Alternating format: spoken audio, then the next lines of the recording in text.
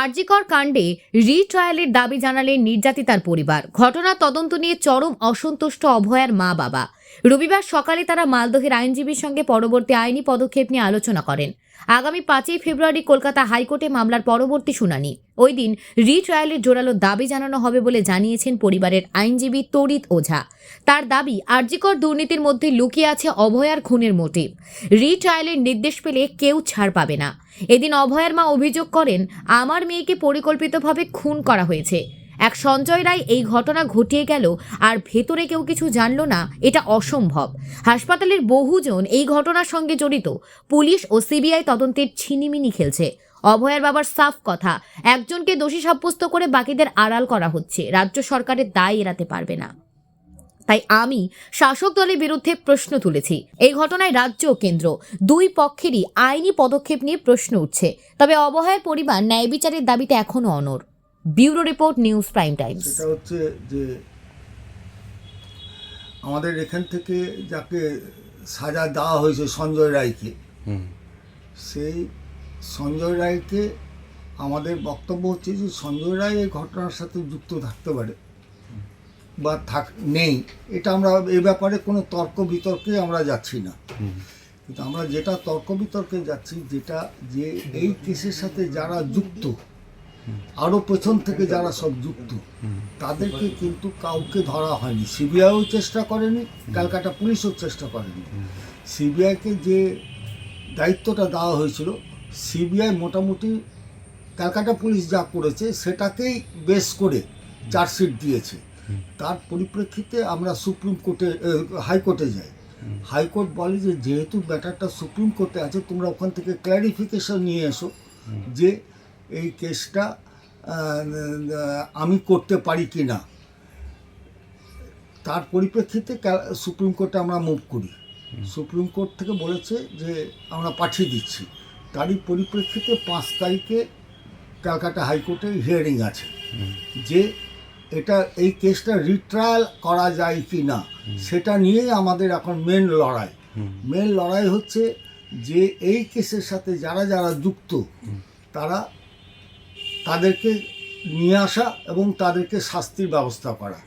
এটা এর আগের দিন যখন হয়েছিল, সেদিন আর্গুমেন্টটা আমি করেছিলাম এবং লিখিত আর্গুমেন্টও দিয়েছিলাম। আমাদের সাথে আরও 2 জন আছেন, হ্যাঁ, আমরা করেছিলাম।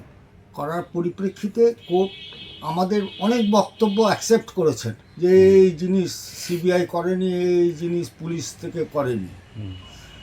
তারই সমস্ত কিছুকে এক জায়গায় পাঞ্চ করে আমরা হাইকোর্টে যাচ্ছি যে যাতে রিট্রায়াল হয় এবং রিট্রায়াল হয়ে যারা বাইরে আছে তারা যাতে এই কেসে আসে এবং তাদের শাস্তি যাতে হয়, তার জন্যই আমাদের এই মেন লড়াই।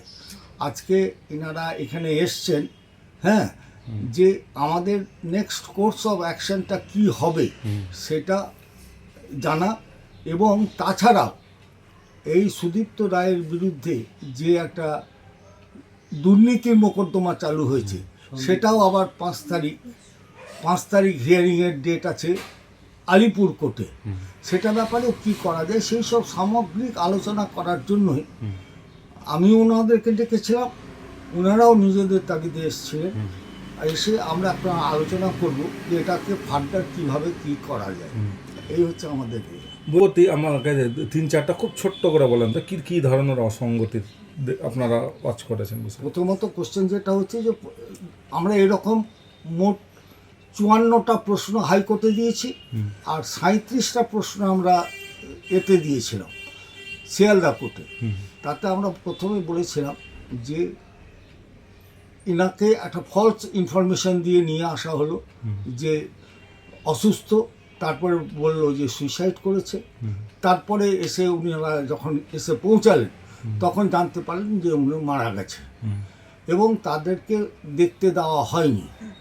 ইন দ্য মিন টাইম যারা জুনিয়র ডক্টরসরা একটা আন্দোলন করে বলে যে সুরতাল রিপোর্টটা যাতে কোনো জুডিশিয়াল ম্যাজিস্ট্রেটকে দিয়ে করানো হয়। জুডিশিয়াল ম্যাজিস্ট্রেট এসে সুরতাল রিপোর্টটা করেন এবং সুরতাল রিপোর্টে যে জুডিশিয়াল ম্যাজিস্ট্রেট যেভাবে করেন সেটা যদি দেখা যায় তাহলে দেখা যাবে যে আরও অনেকে ইনভলভড আছে এবং সঞ্জয় রায়ের ইনভলভমেন্টটা আমাদের কাছে এখন পর্যন্ত যা মনে হয়েছে একটা সাজানো হয়েছে যাতে আসল আসামিগুলোকে এখান থেকে বাদ দেওয়া যায় এবং সিবিআই তাদের সাথে যুক্ত হয়ে গেছে। এই হচ্ছে আমাদের মেন বক্তব্য। রিটন আর্গুমেন্ট, সেই রিটন আর্গুমেন্টটুকু পর্যন্ত আমরা যদি আপনাদের প্রয়োজন হয় আপনারা আমাদের কাছ থেকে নিতে পারেন, নিয়ে আপনারা দেখতে পারেন।